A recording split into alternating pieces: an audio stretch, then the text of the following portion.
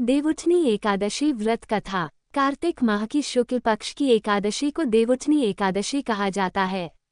इसे देवोत्थान एकादशी, देवउठनी ग्यारस, प्रबोधिनी एकादशी आदि नामों से भी जाना जाता है।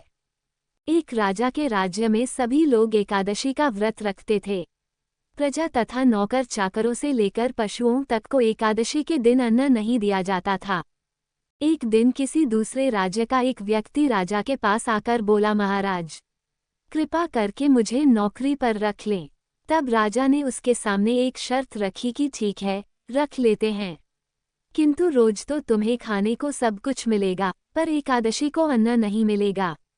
उस व्यक्ति ने उस समय हाँ कर ली, पर एकादशी के दिन जब उसे फलाहार का सामान दिया गया तो वह राजा के सामने जाकर गिड़गिड़ाने लगा, महाराज, इससे मेरा पेट नहीं भरेगा, मैं भूखा ही मर जाऊंगा, मुझे अन्न दे दो। राजा ने उसे शर्त की बात याद दिलाई, पर वह अन्न छोड़ने को राजी नहीं हुआ। तब राजा ने उसे आटा, दाल, चावल आदि दिए। वह नित्य की तरह नदी पर पहुंचा और स्नान कर भोजन पकाने लगा। जब भोजन बन गया तो वह भगवान को बुलाने लगा, आओ भगवान, भोजन तैयार है।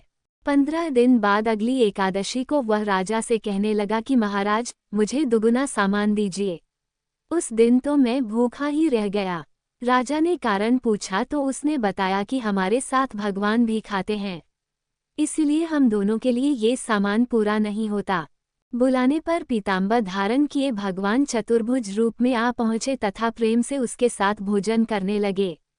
भोजनादि करके भगवान अंतर्धान हो गए तथा वह अपने काम पर चला गया। 15 दिन बाद अगली एकादशी को वह राजा से कहने लगा कि महाराज, मुझे दुगुना सामान दीजिए। उस दिन तो मैं भूखा ही रह गया। राजा ने कारण पूछा तो उसने बताया कि हमारे साथ भगवान भी खाते हैं, इसलिए हम दोनों के लिए ये सामान पूरा नहीं होता। ये सुनकर राजा को बड़ा आश्चर्य हुआ। वह बोला, मैं नहीं मान सकता कि भगवान तुम्हारे साथ खाते हैं। मैं तो इतना व्रत रखता हूँ, पूजा करता हूँ, पर भगवान ने मुझे कभी दर्शन नहीं दिए। राजा की बात सुनकर वह बोला, महाराज, यदि विश्वास न हो तो साथ चलकर देख लें।